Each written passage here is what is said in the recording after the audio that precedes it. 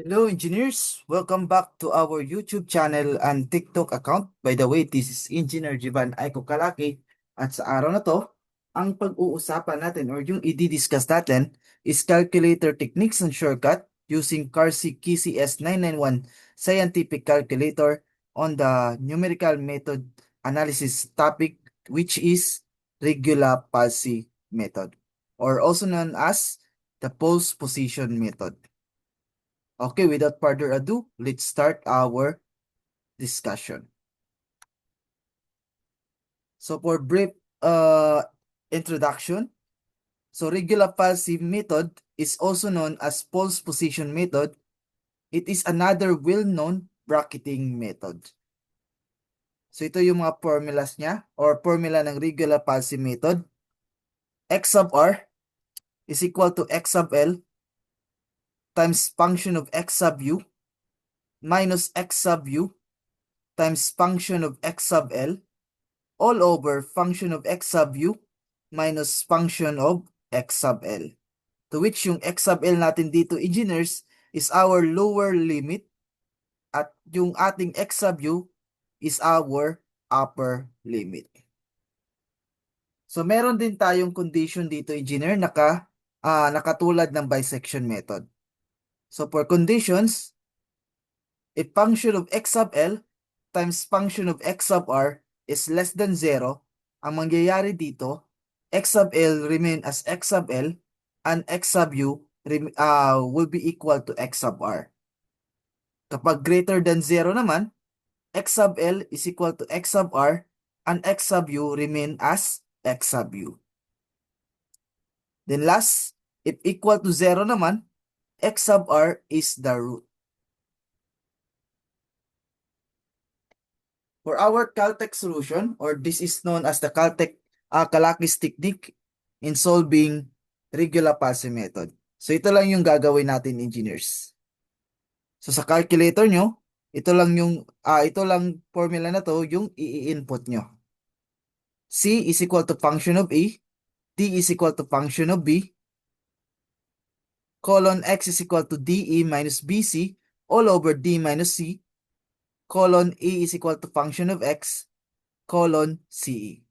To which yung A natin dito is our lower limit or X sub L, yung B natin dito is our upper limit or X sub U, and then yung C natin dito is our function of X sub L, D is the function of X sub U, and X is the X sub R, and E is the function of X.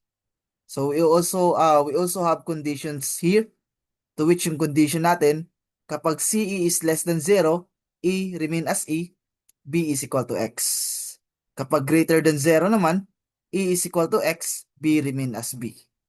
Kapag CE is equal to 0 naman, X is the root. Okay? This is our sample problem.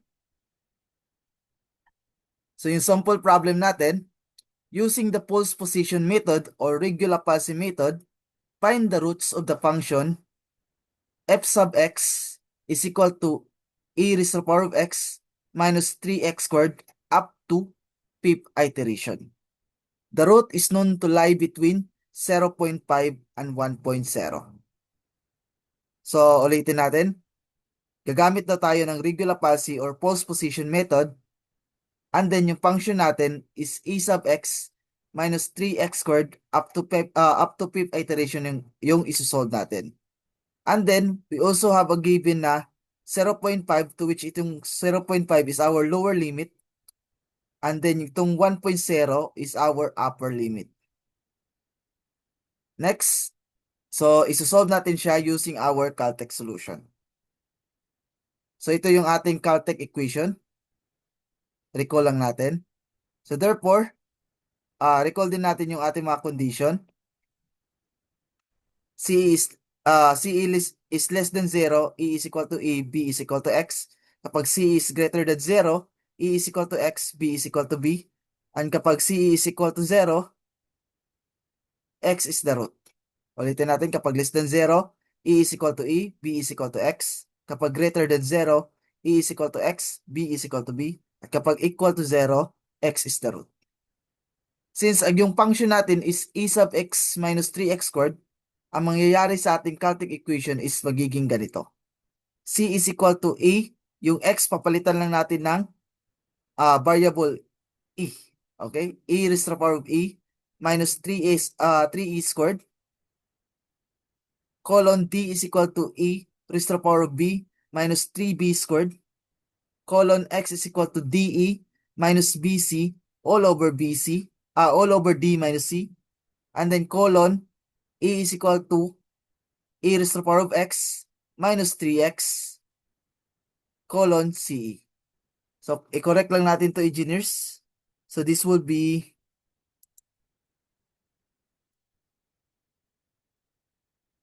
3x squared. So, itong equation na to, ito yung i-input natin sa ating calculator. Okay? Next slide. Recall lang natin yung ating function. And then, enter mode 1. So, sa calculator nyo, engineers, enter mode and then 1. Then, next, input natin itong equation na to. Okay, let's input this equation. C is equal to a raised to the power of e minus 3e squared colon d is equal to a raised to the power of b minus 3b squared. The next colon x is equal to de minus bc all over d minus c. And then colon e is equal to a raised to the power of x minus 3x squared colon c times e. Okay, ito na yung ating input equation. Recall lang natin.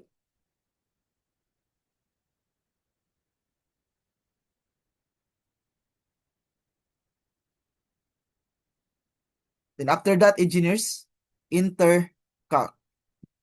Then magtatanong siya ng value ng a, insert natin yung ating lower limit, which is 0.5.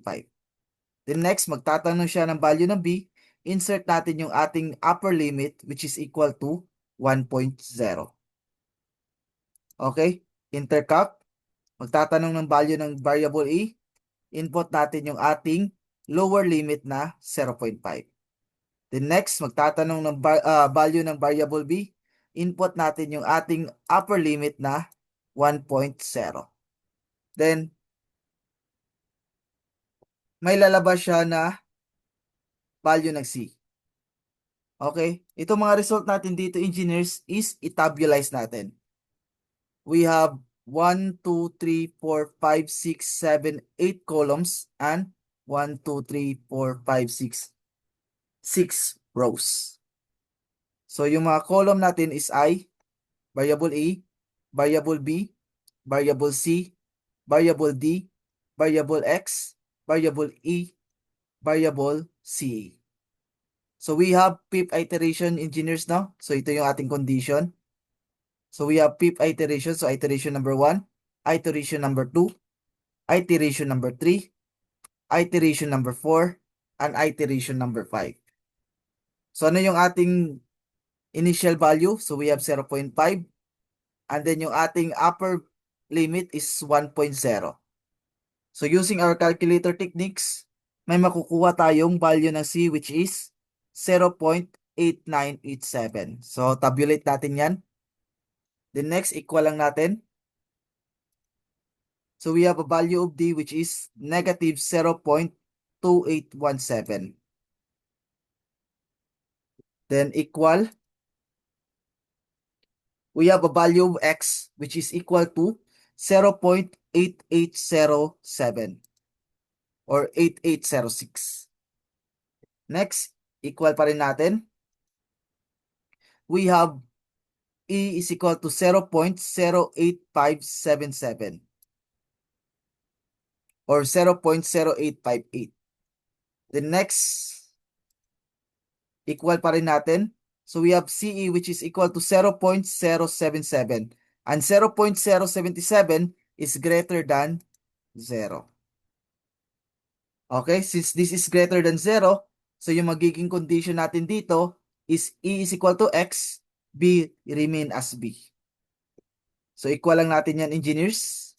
So magtatanong ng value ng A. So yung ilalagay natin dito is variable X and then equal. Sabihin naman, equal lang natin agad kasi B remain as B. So we have a new value of, so ano yung, ano yung makakopy niyang value? So that is, A becomes X. So therefore, A will be, E will be 0.8806. So copy lang natin yung ating B, which is 1.0. And then for our variable C, may bago tayong value dito, which is 0.08577. The next, equal pa rin natin, yung value ng ating D is negative 0.2817. The next, value ng ating X is 0.9085.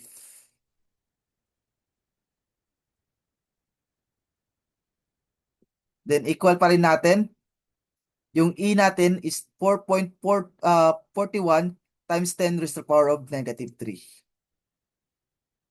Then equal pa rin natin, CE natin is 3.786 times 10 raised to the power of negative 4 and that is greater than 0. So yung condition natin is C is greater than 0, A will become X, B is equal, B remain as B.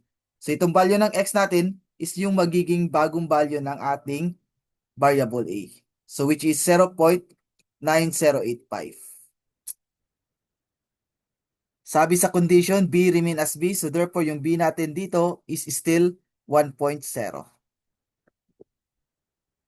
So sa calculator natin, balik tayo sa calculator natin, engineers.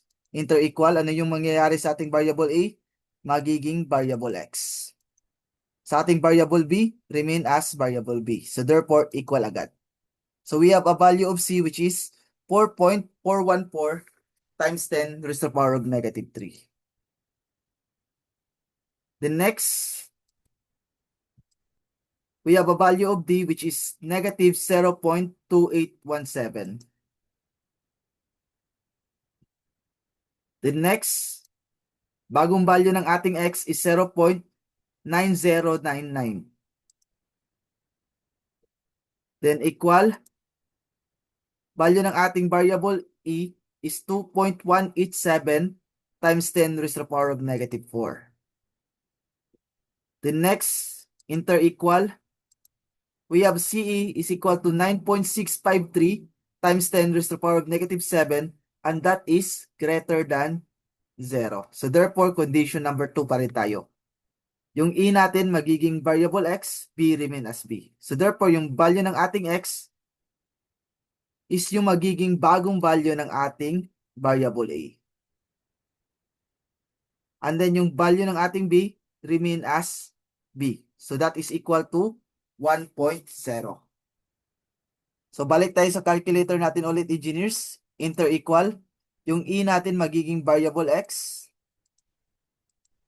Yung B natin remain as B. So therefore, equal agad. So we have a new value of C which is 2.187 times 10 raised to the power of negative 4. The next, inter-equal, we have D is equal to negative 0.2817. The next, X is equal to 0.91.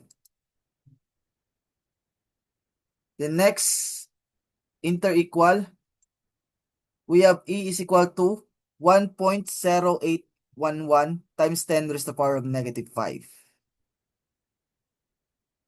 And then next, inter-equal, yung CE natin is 2.36 times 10 raised to the power of negative 9, and that is also greater than 0. So therefore, condition number 2 pa rin tayo. So therefore, yung condition natin is A becomes X, B remain as B. So therefore, yung value ng X natin, which is 0.91, is yung magiging bagong value ng ating variable A. So that will be 0.91. And then B remain as B, so therefore yung B natin is still equal to 1.0. So sa calculator natin, engineers, inter-equal, yung A natin magiging variable X, B remain as B. So we have a new value of C, which is 1.08 times 10 raised to the power of negative 5. Inter-equal, we have a value of D, which is also equal to negative 0.2817. And then since up to 5th iteration lang tayo, so yung makukuha nating value ng variable X dito is yung ating magiging final answer. So inter-equal, so we have X is equal to 0.910007, or that is approximately equal to 0.91. So therefore, since we are only into we are up to 5th iteration only, so yung magiging final answer natin dito is 0.91. So we have final answer, X is equal to 0.91. So ito na yung ating ito na yung ating final answer or tamang sagot. X is equal to 0.91. So, dito na magtatapos yung ating discussion. I hope may natutunan kayong bago sa araw na to. And huwag nyo na rin kalimutan mag-share, like, at subscribe sa ating YouTube channel at TikTok account para mas madami pa po tayong ma-reach at matulungan ng mga aspiring board exam or aspiring electrical engineers. So, yun lang. Maraming salamat and God bless us all. See you next time.